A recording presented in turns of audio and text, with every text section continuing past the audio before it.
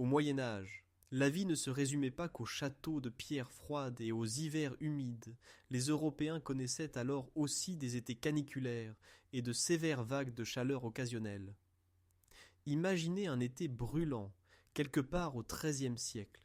Les températures grimpent, l'ombre est rare, et nos ancêtres n'ont ni ventilateur, ni, à plus forte raison, climatisation. Pourtant, ils devaient travailler chaque jour dans les champs, voyager sur des routes poussiéreuses et supporter des nuits torrides à l'intérieur de leurs habitations. Comment faisaient-ils? Quels trucs et habitudes les aidaient à supporter la grande chaleur et à survivre aux périodes de sécheresse? Dans cette vidéo, vous apprendrez comment les gens du Moyen Âge en Europe luttaient contre la chaleur estivale avec ingéniosité. Dans un instant, nous dévoilerons comment ils organisèrent leur journée, ce qu'ils portaient, où ils cherchaient à la fraîcheur, et quelles méthodes ils utilisaient pour rafraîchir le corps et l'esprit. Nous verrons aussi quels conseils les médecins de l'époque donnaient pour se prémunir contre le soleil, et quelles leçons nous pouvons tirer aujourd'hui de leur expérience. Préparez-vous à un voyage fascinant dans le temps, à l'époque où la chaleur était l'ennemi, et l'ingéniosité le meilleur ami de l'homme. Les gens du Moyen Âge savaient bien que pour traverser les journées les plus chaudes, il fallait adapter leur rythme quotidien. Dans les campagnes, la vie estivale était littéralement dictée par la lumière du soleil. Les paysans se levaient souvent à l'aube, quand il faisait encore agréablement frais, et commençaient à travailler aux champs, avant que le soleil ne prenne toute sa force. Imaginez un fermier lors d'un matin de juillet. La brume se lève des prés, et il fauche déjà de l'herbe pour le foin.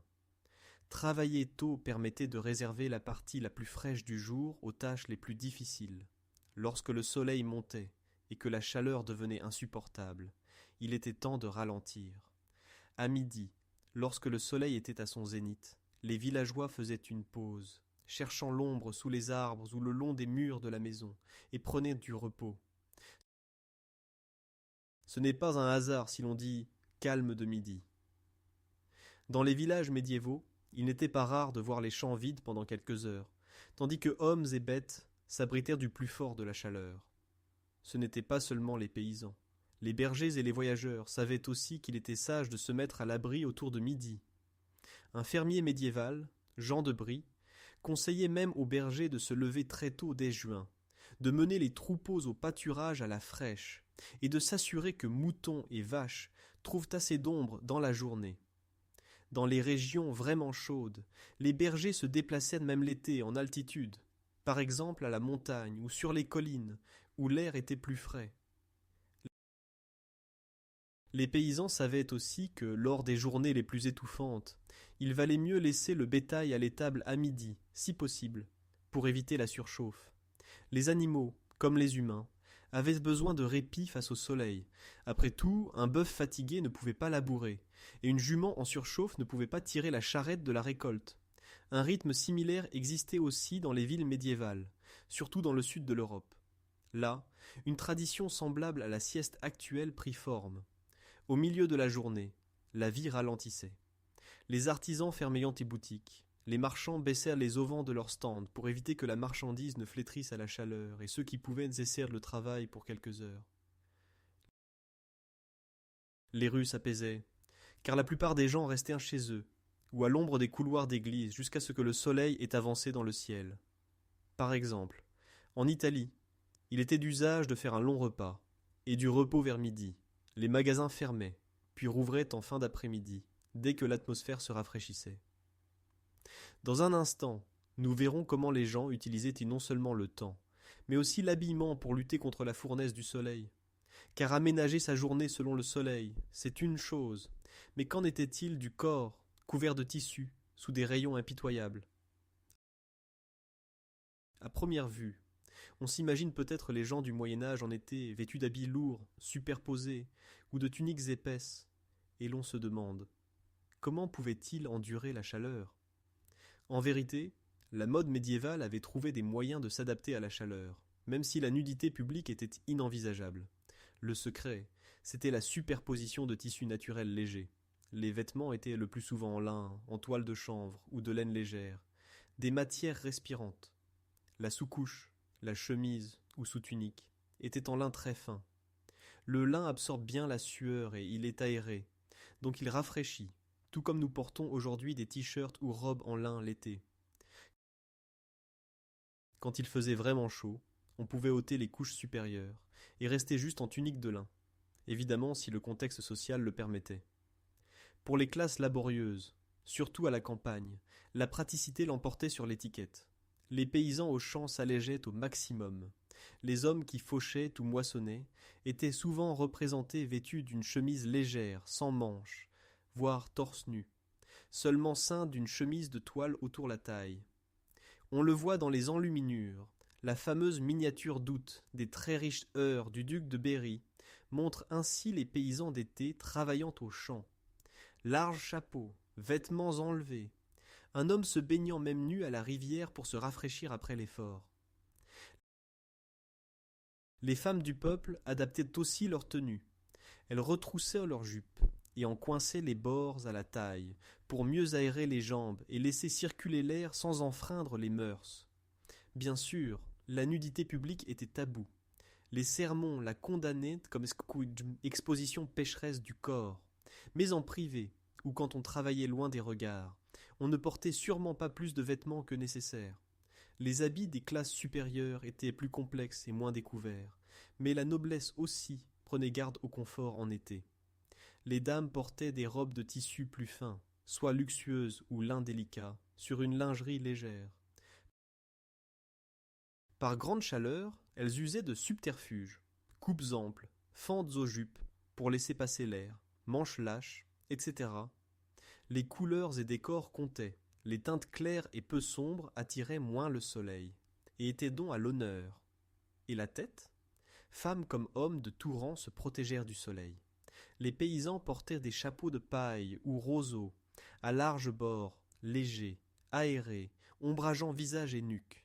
Les nobles dames se voilaient, voile ou foulard, guimpe ou wimple célèbre, qui n'était pourtant pas qu'une question de pudeur, mais aussi de protection du teint. L'idéal de beauté était une peau pâle, le bronzage était le signe d'une origine roturière, du travail au champ. Les dames faisaient donc tout pour rester à l'abri des effets du soleil. À ce titre, on vit apparaître les premiers ancêtres des crèmes solaires. Les traités médicaux et cosmétiques médiévaux proposaient des recettes de baumes protecteurs. Une célèbre femme médecin du XIe siècle, Trotta de Salerne, dite Trotula, mentionne dans son Ornement des femmes un onguent à base de camphre que les dames pouvaient appliquer pour éviter les brûlures solaires. Le camphre rafraîchit et calme l'inflammation. Comme une crème solaire d'aujourd'hui, même si l'efficacité devait être relative. Outre les pommades, les médecins conseillaient de porter couvre-chef et ombrelle si possible. Oui, l'ombrelle, ce baldaquin ou pièce de tissu montée sur bâton contre le soleil, n'est pas une invention moderne. Déjà au Moyen-Âge, les grandes dames avaient parfois un page pour porter l'ombrelle au soleil. Les éventails firent aussi leur apparition. Accessoire de mode devenu pratique. L'éventail, venu d'Orient lors des croisades et du commerce au XIIIe siècle, séduisit vite les aristocrates méditerranéennes. Il permettait de s'éventer et de créer un souffle de fraîcheur dans l'air immobile. Pas seulement les femmes, les hommes de cour aussi usaient parfois d'éventails, d'un autre style, pour s'éponger le front avec grâce. La mode médiévale dont n'était pas impuissante face à l'été. L'astucieuse superposition de tissus naturels, la désinvolture vestimentaire au travail, et accessoires comme chapeau, voile, éventail ou ombrelle aidaient à survivre à la chaleur. Certes, ils n'avaient pas de t-shirt technique ni short ultra léger, mais ils savaient, par leurs vêtements, minimiser les effets d'un soleil ardent. L'habillement seul ne suffisait toutefois pas à supporter les canicules. Voyons donc dans un instant où les gens du Moyen-Âge cherchèrent la fraîcheur, et comment ils aménagèrent leurs maisons pour fuir le soleil impitoyable. Quand le soleil tapait sans pitié, l'ombre valait de l'or, et l'architecture médiévale en tenait compte. Dès les maisons de village, on bâtissait selon le climat. Nombre de maisons avaient des murs épais en pierre ou en briques crues, torchis, voire à pans de bois remplis d'argile qui isolaient bien. Un mur épais, stocke une partie de la chaleur et maintient la fraîcheur à l'intérieur, surtout s'il a de petites fenêtres. Les minuscules fenêtres étaient atypiques des maisons médiévales, étroites, souvent fermées de volets ou parchemins, protégeant l'intimité et empêchant le soleil de trop réchauffer l'intérieur.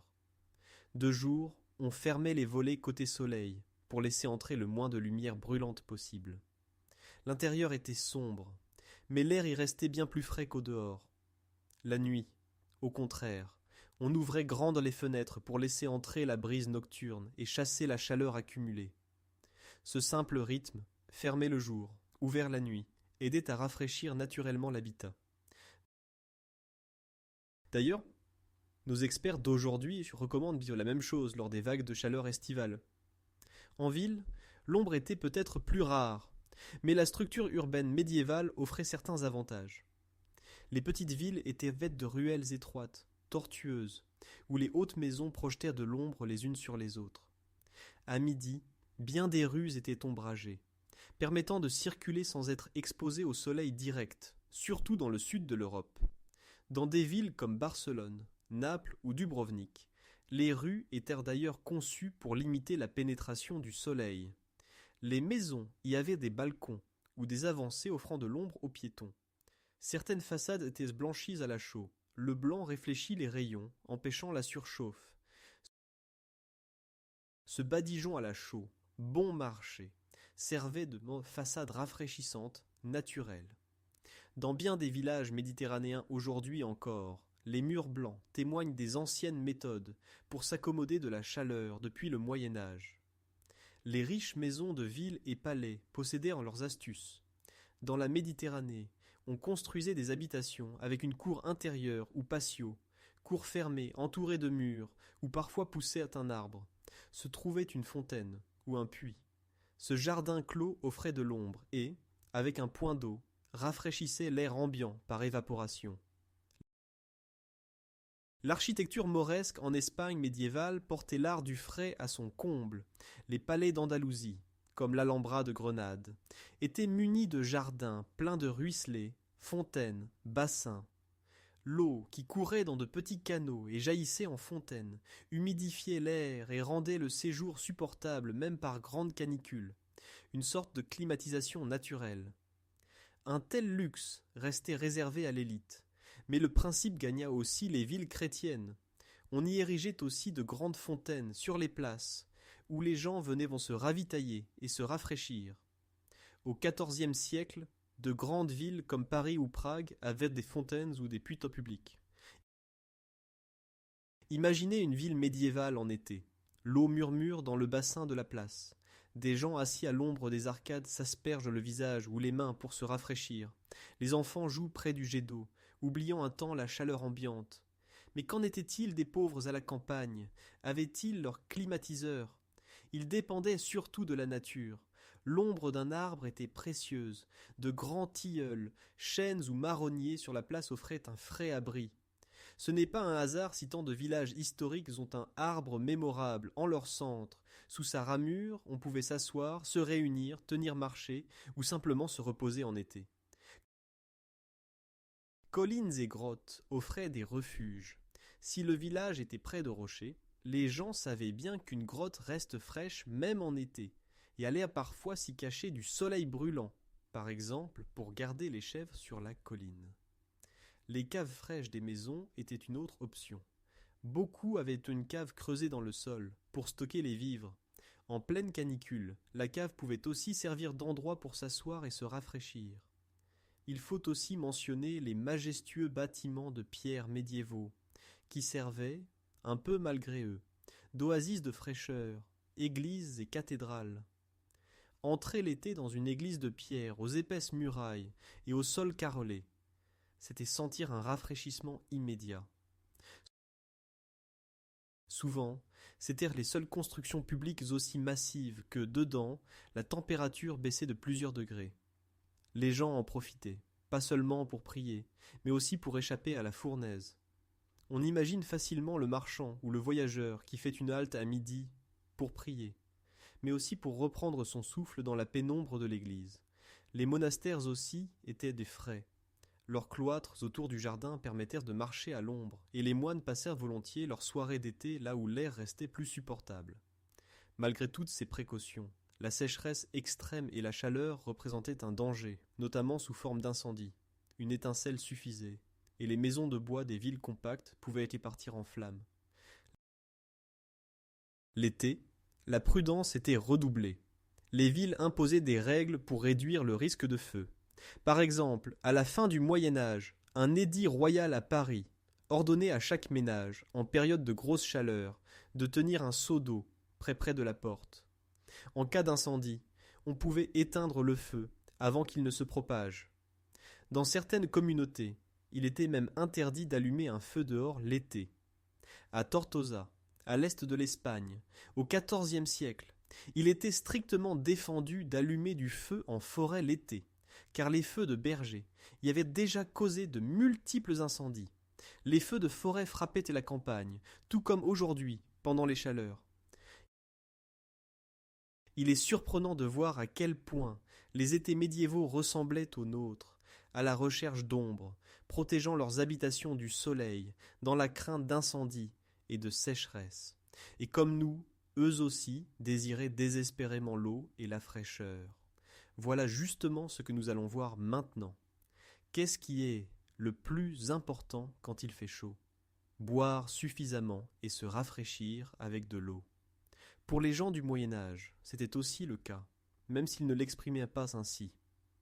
Avant l'eau courante moderne, il fallait la puiser au puits, au ruisseau ou à la fontaine, et en été, cet effort en valait la peine. L'eau était nécessaire à la boisson, à la cuisine et à l'hygiène de base. Impossible de se passer d'elle dans la chaleur. Comment gérait-il l'eau l'été? D'abord, la boisson. Beaucoup de gens buvaient chaque jour de la petite bière, bière légère, ou du vin coupé d'eau à la place de l'eau pure. Partiellement parce que les boissons fermentaient, n'étaient plus sûres. L'alcool tuait une partie des bactéries, mais aussi parce que l'eau des puits n'était pas toujours agréable. Mais lorsque la canicule sévissait, l'eau devenait littéralement vitale. Les gens buvaient ce qu'ils trouvaient. Dans les maisons à puits, on buvait l'eau de puits, souvent un peu croupie mais fraîche, puisée en profondeur. Ceux qui vivaient près des rivières prenaient une eau de source en veillant à sa pureté. En ville, l'eau était plus rare. Les bonnes portaient de lourds seaux depuis la fontaine, et des marchands vendèrent de l'eau. En été, l'eau servait aussi à arroser les rues poussiéreuses, pour les rafraîchir et limiter la poussière, sorte d'ancêtres des arroseurs d'aujourd'hui. Ces seaux d'eau ou de torchons faisaient effet sur les pavés brûlants, qui se mouillaient et rafraîchissaient un peu l'air par évaporation. Même l'envie de boissons fraîches ne date pas d'hier. Les gens du Moyen Âge aimaient aussi se rafraîchir de l'intérieur. Les plus riches pouvaient faire servir du vin frais. Une bouteille plongée dans le puits refroidissait, puis était servie. Ou alors on buvait un mélange vin-eau-vinaigre, appelé possé ou oxymel, une boisson acidulée, étonnamment désaltérante. Boisson au miel ou tisane de plantes aussi était idée populaire. La menthe ou la fleur de sureau donnait de la fraîcheur. Dans les pays chauds, Sicile ou Al-Andalus, on trouvait au Moyen Âge les prototypes de sorbet, glace pilée avec du jus de fruits. La glace était bien sûr un luxe importé des montagnes ou stocké l'hiver, réservé à l'élite. Mais il existait des festins où l'on servait en été des crèmes ou glaces au sirop de grenade ou citron. Mais la majorité du peuple n'y avait pas accès, restant avec de l'eau tiède, de la bière ou du lait caillé. Le lait caillé et le babeur étaient d'ailleurs des liquides d'été appréciés à la campagne. Après avoir baratté le beurre, le liquide restant était frais et nourrissant, et les paysans le buvaient pour se réconforter après le labeur au soleil. Outre la boisson, la baignade et la natation attiraient aussi. L'idée de plonger dans l'eau fraîche séduisait les gens du Moyen Âge tout comme nous. À la moindre occasion, beaucoup n'hésitaient pas à entrer dans la rivière, l'étang ou le ruisseau pour se rafraîchir. On en trouve la trace dans les chroniques et règlements. À Paris, à la fin du XIVe siècle, les autorités durent affronter le problème des gens qui allaient se baigner nus dans la Seine pendant les jours les plus chauds, ce qui causa des accidents au scandale. On décréta donc que quiconque se baignait nu en public irait en prison. Il ne s'agissait pas que de pudeur, mais surtout du fait que trop de personnes s'étaient noyées, surtout de jeunes hommes qui ne savaient pas bien nager et surestimèrent leurs forces. Oui, la nage n'allait pas de soi. Beaucoup de médiévaux ne savaient pas nager, dont la baignade était risquée. Pourtant, on prenait le risque en cas de canicule. L'attrait du rafraîchissement était plus fort. Beaucoup optaient pour des solutions plus sûres, gués peu profonds, bassins ou simplement pataugés. Les enfants jouaient dans l'eau près de la rive. Les adultes s'asseyaient dans l'eau fraîche, jusqu'à la taille, pour se refroidir. Ceux qui avaient un tonneau ou une cuve utilisaient l'eau à la maison. D'où les images de gens assis dans des cuves en buvant, parfois à deux. Les bains publics étaient en d'autres très répandus et populaires. Dans les villes comme Paris, Londres ou Prague, on comptait des dizaines d'établissements de bains où l'on venait se laver, se détendre et se divertir. Rien à voir avec nos douches. Mais l'été, les médecins avertissaient, un bain trop chaud, par forte chaleur, pouvait être dangereux, car il ouvrait les pores et la chaleur entrait dans le corps. Certains traités recommandaient d'éviter le bain, les jours de canicule, pour ne pas affaiblir l'organisme. En pratique, beaucoup ignoraient ces conseils. Le bain restait un réconfort. On chauffait donc moins l'eau en été, ou l'on proposait des bains tièdes seulement. Et bien sûr, on pouvait prendre un bain froid, s'immerger dans une rivière. La trempette n'était pas à la mode, mais par exemple, les chevaliers en croisade dans les pays chauds se rafraîchissaient souvent à la source ou au puits dès qu'ils en avaient l'occasion, la chaleur étant épuisante. Fait étonnant, les gens utilisaient déjà intuitivement d'autres moyens de refroidir le corps connus aujourd'hui. Par exemple, ils se mettaient un linge mouillé autour du poignet ou du cou pour se rafraîchir. Le tissu humide sur les artères rafraîchissait le sang et apaisait. Si quelqu'un faisait une syncope par la chaleur, on lui aspergeait le visage ou les poignées d'eau froide et on l'éventait. Attention au choc. Même des récits médiévaux mettent en garde contre le choc de plonger dans une eau glacée en étant surchauffé, qui pouvait causer la mort heureuse, c'est-à-dire un infarctus. Mais en principe, l'eau était une bénédiction. Outre les bains, il s'agissait aussi de se laver ou de s'asperger. Les jours de chaleur, on se lavait souvent pieds et mains. Dès le jour et pas seulement le soir, l'eau froide sur les pieds, disait-on, rafraîchissait tout le corps. Dans certains endroits, on avait coutume de mouiller ses cheveux ou juste de s'asperger la tête. C'était fréquent chez les ouvriers au soleil. Par exemple, les journaliers sur les chantiers. Ils ôtaient leur coiffe, s'arrosaient un peu la tête, la remettaient, et pouvaient alors continuer avec un sentiment de fraîcheur. Bref, l'eau était l'allié clé du combat contre la chaleur. Les gens du Moyen Âge ne connaissaient peut-être pas les mots hydratation ou coup de chaleur, mais ils savaient d'expérience que celui qui ne boit pas et ne s'arrête pas à la fontaine ou à la rivière en été risque gros. Les chroniques des campagnes militaires le confirment.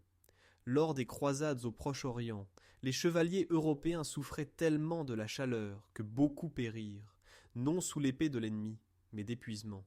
À la bataille de Hattin, en 1187, dit-on, les croisés moururent de soif et de chaleur, tandis que Saladin ordonnait d'allumer les broussailles pour accroître la fournaise autour des Européens en armure. C'était ça aussi la réalité, qui ne s'adaptait pas, ne survivait pas. Regardons à présent ce que les savants et médecins médiévaux pensaient de la chaleur extrême et les conseils supplémentaires qu'ils donnaient. Les érudits médiévaux considéraient le corps humain selon la théorie des 4 humeurs. L'été était associé à la bile jaune, la choléra chaude et sèche. On pensait qu'en été, l'homme avait tendance à être trop colérique, c'est-à-dire en surchauffe et desséché, ce qui entraînait irritabilité et fièvre. Nous aussi, nous disons que la chaleur nous rend irritables. Le Moyen-Âge était d'accord. Au XIIIe siècle, Bartholomeus Anglicus écrivait que l'été, le soleil enflamme la tête et qu'un excès de bile peut déchaîner la colère. Il avertissait aussi que la chaleur accable le corps par la sueur et cause fièvres et maladies ardentes. Il fallait donc choisir la bonne alimentation et hygiène de vie pour refroidir la chaleur intérieure. Les médecins recommandaient de consommer des aliments légers et refroidissants pendant l'été. Comment ? Par exemple, fruits et légumes juteux, riches en eau, étaient considérés comme idéaux contre la chaleur. Les concombres, pastèques, laitues, tout cela était catalogué comme froid et humide par la diététique médiévale, pour éteindre le feu intérieur. Au XVe siècle, l'Italien Battista Massa écrivit tout un traité sur les fruits, expliquant que la pastèque apaise lors des fièvres brûlantes de l'été. Bien sûr, toutes les régions n'avaient pas de pastèque, mais les concombres étaient répandus même en Europe centrale, et, par exemple, en Bohême médiévale, c'était un légume estival apprécié, qu'on salait pour l'hiver, mais consommé aussi frais l'été pour se rafraîchir. On recommandait aussi d'ajouter du vinaigre ou du jus de citron, là où il y en avait, pour refroidir grâce à l'acidité. On servait donc en été des mets comme des soupes froides, à base de babeur ou de vin, des salades d'herbes arrosées de vinaigre, ou des fruits compotés. En revanche, les plats lourds de viande, les fritures ou les épices fortes étaient à limiter, car on croyait qu'ils échauffaient le sang. Outre le régime, on protégeait la santé autrement. Aujourd'hui, on sait que les vagues de chaleur aggravent les épidémies, ce que nos ancêtres avaient aussi noté. Il est notable que les grandes pestes culminaient en été. Lors de la peste noire du XIVe siècle, on remarqua que le plus de morts survenaient entre juin et septembre. Les médecins médiévaux expliquaient que l'air chaud d'été se détériore facilement. Il se forme un miasma invisible, sorte de brouillard vénéneux qui apporte maladie. Il recommandait donc de porter sur soi des herbes odorantes ou épices, romarin, rue, girofle, à respirer pour repousser l'air vicié. On suspendait aussi à ses fenêtres des couronnes de plantes pour repousser les insectes ou purifier l'air de la maison. Dans les rues, on brûlait parfois des braséros parfumés. Par exemple, dans les grandes villes, on brûlait du genévrier, de la myrrhe ou autres encens, surtout si il y avait quelque chose dans l'air. Ils ne savaient rien des microbes, mais leur instinct associait bien odeur et chaleur à la maladie. À l'époque des jours du chien, ils désignaient ainsi la période de la mi-juillet à fin août, quand l'étoile Sirius, l'étoile du chien, se lève. On craignait la fièvre et la folie.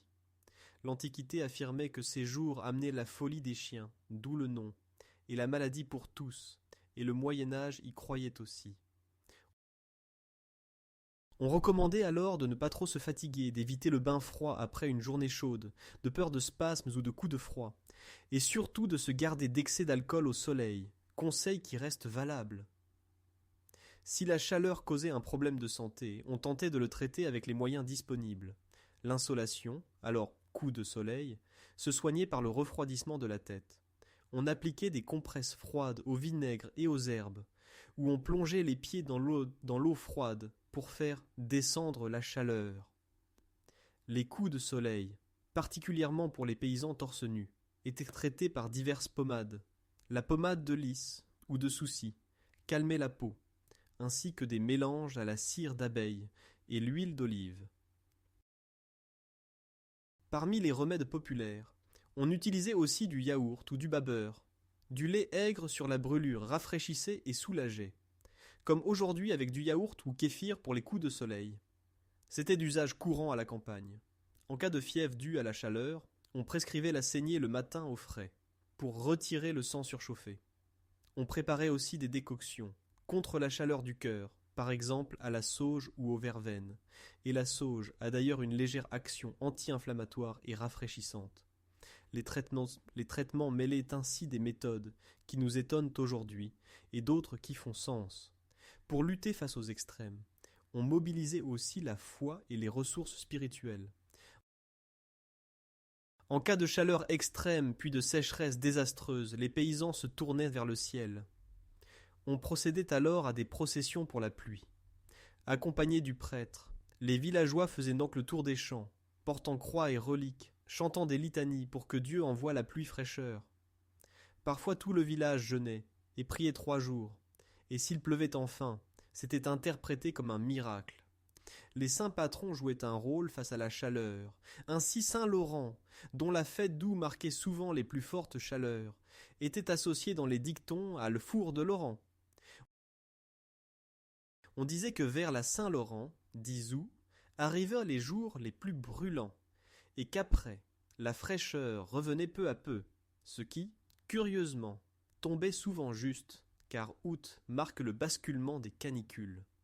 On attendait donc la Saint-Laurent pour éteindre le four. Inversement, Sainte-Anne, 26 juillet, amène le frais du matin, le dicton signalant que tôt le matin, même en juillet, on trouvait du soulagement. Ces proverbes consolèrent les ancêtres, convaincus que l'extrême chaleur ne durerait pas toujours. On le voit, les médiévaux n'étaient pas impuissants face à la canicule. Pleins d'ingéniosité et à l'écoute de la nature, ils surent inventer de nombreux moyens de traverser la chaleur. Beaucoup de leurs méthodes nous sont familières. Boire, se reposer à l'ombre, porter des vêtements légers, aérer matin et soir les maisons, éviter de sortir à midi. À ce titre, la différence entre nous et nos ancêtres d'il y a des siècles ne paraît pas si grande. Aujourd'hui, les médecins nous mettent aussi en garde de ne pas négliger la chaleur, et les médecins médiévaux auraient opiné, écrivant exactement la même chose dans leurs traités, avec d'autres mots. Certes, la technique a progressé. Nous avons la climatisation, les réfrigérateurs pleins de glace, les douches.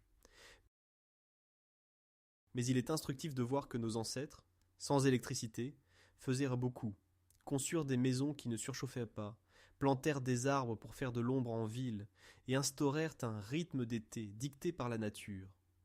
Dans le monde actuel, frappé par des vagues de chaleur dues au changement climatique, il faudra peut-être revenir à certaines recettes anciennes, la sieste, des maisons mieux isolées, des fontaines en ville. L'histoire montre que nos ancêtres vécurent avec des extrêmes climatiques, malgré les difficultés. Au Moyen Âge, il y eut plusieurs périodes chaudes et sèches, et l'Europe n'a pas disparu, elle s'est adaptée. Aujourd'hui, nous sommes dans une situation similaire, des étés brûlants à venir et des pistes d'inspiration à tirer du passé. En conclusion, si les gens du Moyen Âge survivaient aux canicules extrêmes, c'était grâce à une combinaison de bon sens, d'observation des lois de la nature et de solidarité. Dans l'épreuve, ils s'entraidaient, éteignaient ensemble les incendies, priaient ensemble pour la pluie, partageaient l'ombre du seul arbre du village. Peut-être devrions-nous, nous aussi, en prendre exemple.